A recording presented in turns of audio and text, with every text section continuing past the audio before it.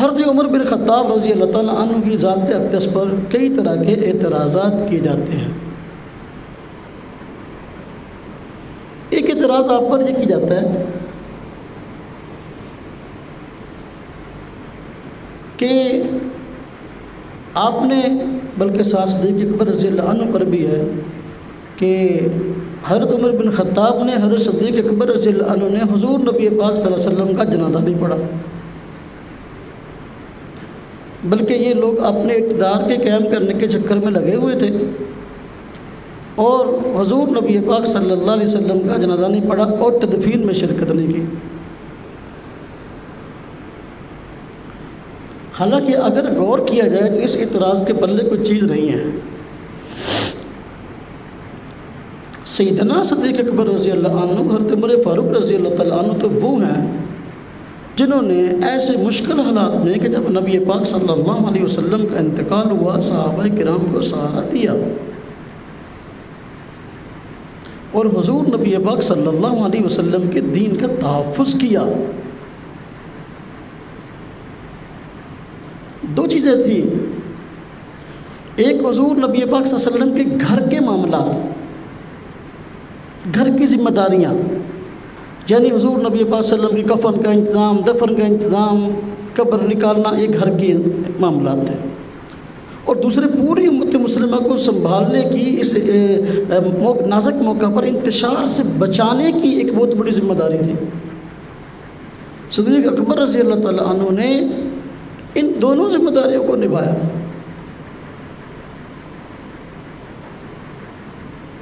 جب حضور نبی پاک صلی اللہ علیہ وسلم کا انتقال ہوا تو لوگوں میں اختلاف ہو گیا کہ واقعی آپ صلی اللہ علیہ وسلم فوت ہوئے ہیں یا نہیں ہوئے، تو آپ تشریف لائے اور لوگوں کو فرمایا کہ حضور نبی پاک صلی اللہ علیہ وسلم انتقال کر گئے، اور پھر مسئلہ سامنے آیا کہ حضور نبی پاک صلی اللہ علیہ وسلم کو کہاں دفن کیا جائے۔ کہتے ہیں نا دفن میں شرکت نہیں کی، حالانکہ رہنمائی ابوبکر صدیق رضی اللہ عنہ کر رہے ہیں، شیخین پیش ہیں۔ آپ نے فرمایا کہ میں نے حضور نبی پاک صلی اللہ علیہ وسلم سے سنا ہے کہ نبی جہاں فوت ہوتا ہے وہیں اس کی تدفین ہوتی ہے، لہذا کہیں اور دفن نہیں کریں گے ہم حضور نبی پاک صلی اللہ علیہ وسلم کو، بلکہ وہیں جہاں آپ کا انتقال ہوا۔ حضرت سیدہ عائشہ صدیقہ رضی اللہ تعالیٰ عنہ کا حجرہ، اور حجرہ مبارک میں وہ جگہ جہاں آپ صلی اللہ علیہ وسلم کا بستر مبارک لگا ہوتا تھا، آپ آرام فرماتے تھے، اسی جگہ پر قبر کھودی گئی اور حضور نبی پاک صلی اللہ علیہ وسلم کو دفن کیا گیا۔ اور دفن کی عرض کیا کہ اس موقع پر اختلاف ہو گیا تھا کہاں دفن کرنا ہے، تو حضرت ابوبکر صدیق رضی اللہ عنہ ہیں، ان کے ساتھ عمر فاروق رضی اللہ عنہ تھے، رہنمائی کی بھی یہاں دفن کرنا ہے جہاں آپ کا انتقال ہوا۔ پھر بعض روایت میں آتا ہے ابوبکر صدیق رضی اللہ عنہ نے یہاں تک فرمایا اہل بیت کو کہ بھئی تم گھر والے ہو، لہذا غسل کی ذمہ داری یہ تمہاری ہے، دفن کی ذمہ داری یہ تمہاری ہے، تو لہذا حضرت علی رضی اللہ تعالیٰ عنہ تدفین میں اگر شریک تھے تو ابوبکر صدیق رضی اللہ عنہ نے ان کو کہا تھا، فرمایا تھا کہ گھر کے کام ہیں تم نے نپٹانے ہیں، تو جو گھر کا کام تھا وہ گھر والوں نے نپٹا لیا، جو باہر کا کام تھا وہ ابوبکر صدیق نے نپٹا لیا تھا۔ مسئلہ کیا ہے؟ اور پھر یہ کہ جنازے میں شرکت نہیں کی، یہ بھی بالکل جھوٹ ہے۔ ایسی روایت کوئی بھی ہو تو وہ روایت جو ہے وہ منقطع ہے یا من گھڑت ہے، بلکہ ایسی متعدد روایات موجود ہیں کہ جن میں خاص طور پہ آیا ہے کہ حضور نبی پاک صلی اللہ علیہ وسلم کے بعد تمام مہاجر، تمام انصار نے جنازہ پڑھا،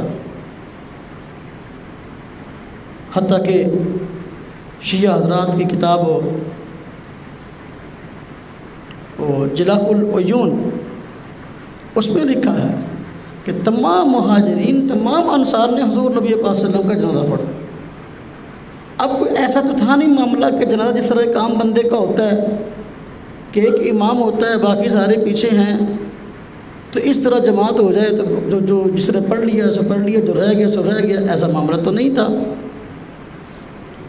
یہ تو امت کے لیے معاملہ ہے، یہ کیفیت حضور نبی پاک صلی اللہ علیہ وسلم کے جنازے کی نہیں تھی۔ امت کے لیے جنازہ ہے وہ دعائے مغفرت ہے، جبکہ نبی جو ہیں تو بخشائے ہوتے ہیں۔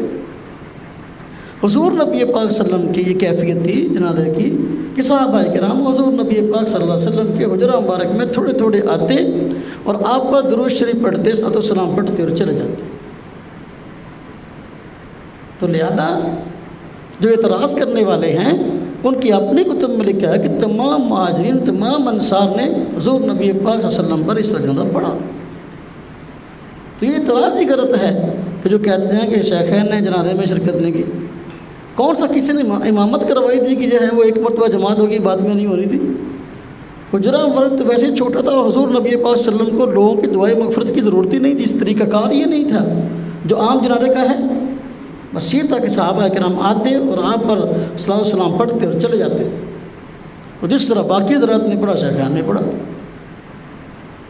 باقی دفن کی میں نے عرض کیا جو ابتدائی معاملات بلکہ بنیادی معاملات تھے وہ بکر صدیق نے حل کیے۔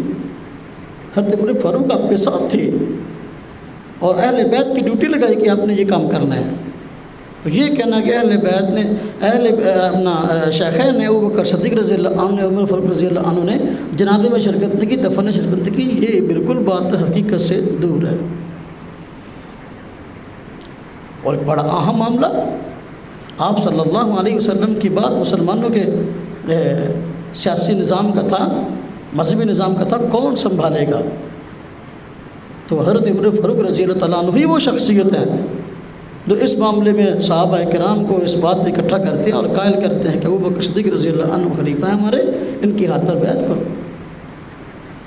اگر یہ کام عمر فاروق رضی اللہ عنہ آگے بڑھ کر نہ کرتے تو امت میں شاید بہت بڑا انتشار ہو جاتا، بعد میں اس کو اکٹھا کرنا مشکل ہو جاتا۔ تو یہ لوگ تو ہمارے محسن ہیں کہ انہوں نے اس نازک وقت کے اندر اس معاملہ کو حل کر لیا۔ آج مخالف لوگ بجائے تعریف کرنے کے اعتراض کرتے نظر آتے ہیں۔ اعتراض کا منشا وہی یہودی سوچ ہے کہ کس طریقے سے صحابہ کرام خلفائے راشدین کے خلاف مسلمانوں کا ذہن بگاڑ دیا جائے۔